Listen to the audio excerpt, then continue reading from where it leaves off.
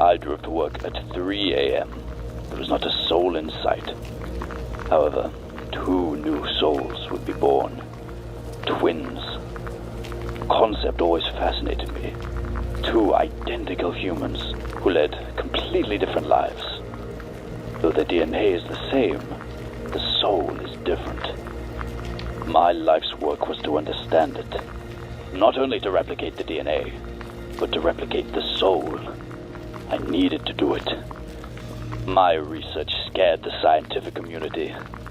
I was stripped of my titles and relegated to a family doctor. What a pathetic form of punishment. They may have gotten rid of that title, but not my degree. That is why I went back to that hospital. I knew what I needed to do. This was the 3rd child. He would be the one to finally make things tick. It would be my first success.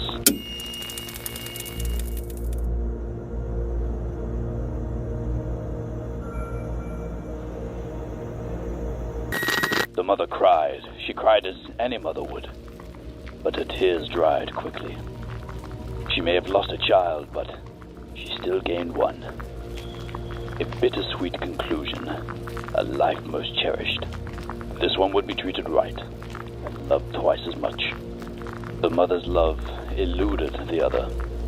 Had she known it existed, she would have loved it. She still could, but she didn't. It is not her fault, nor is it his.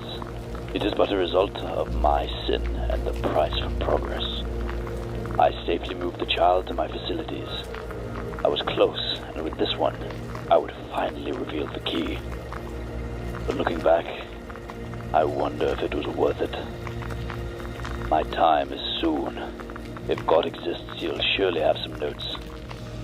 The devil and I will get along better anyway.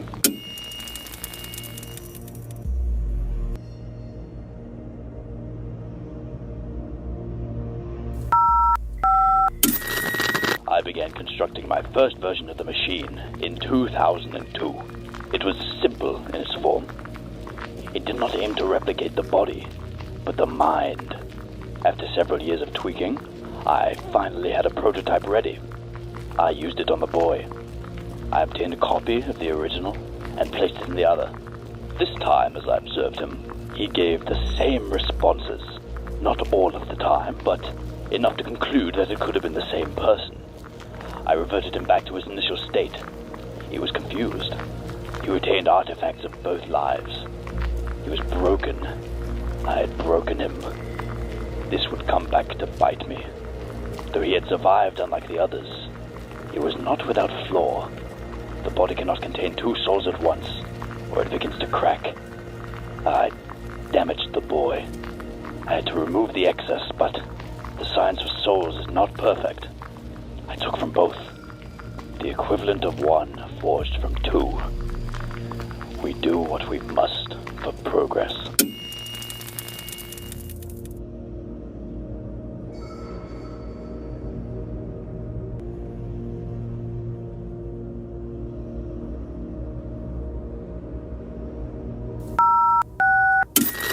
By 2009, I had created a full cloning machine. This one not only copied the body, but the mind as well. It was a snapshot, but it had a weakness. Age would be a setback. A clone begins at the embryo, the first cell. The body is a cloning machine in a sense. DNA is a constant throughout the entire being. We needed a way to create clones at any age, or rather, to speed or reverse the passage of time to create a perfect copy. At least, that is what my benefactor wished. The family was pleased with my progress. They knew my results would take time, but they have finished their end of the bargain by getting me this far. Now all I needed to do was fight the powers of time. Not an easy task. Back to work I went.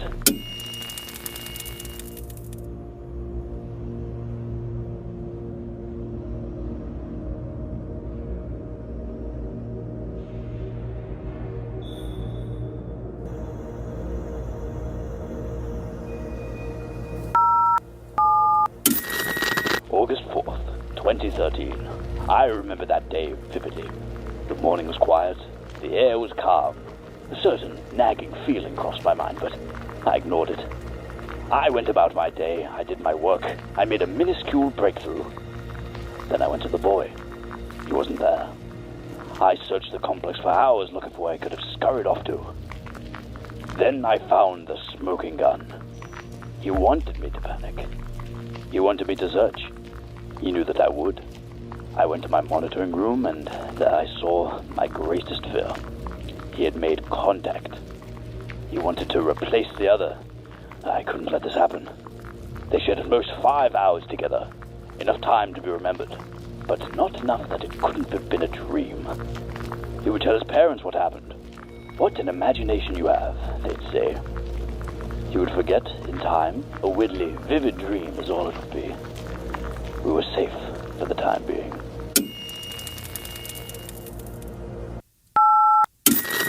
Once I retrieved the boy, I was less strict on him. I no longer had much use for him as a subject. But if he were to leave again, it would be the end of me. Instead, I began to teach him. I told him of the facility, I told him of my work, what it meant. He still showed animosity towards me, but that much should be expected. Though he did not like it, he became a great pupil for a time. He was useful. He did what he was told. He followed my instructions. That is all I could ask. But I still sensed his anger towards me growing. I had to put him in his place.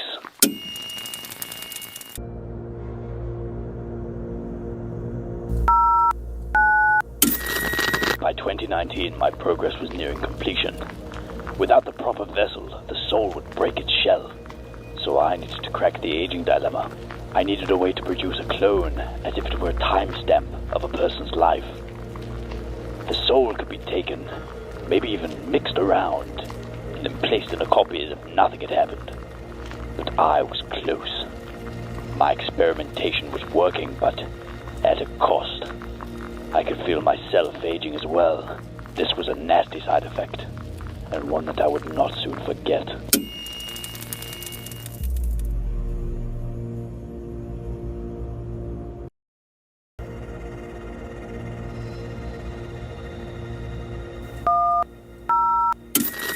The pandemic halted my progress. I was right there, I was so close. But it wouldn't be until 2022 that I made my first true clone. This clone would be perfect. It would be me. Except it would reflect my true age. I could continue my work and fully crack the code of aging. I could move forwards in the lifespan, but not backwards. I could only take from life, not give. But the clone could figure it out. The clone could do it.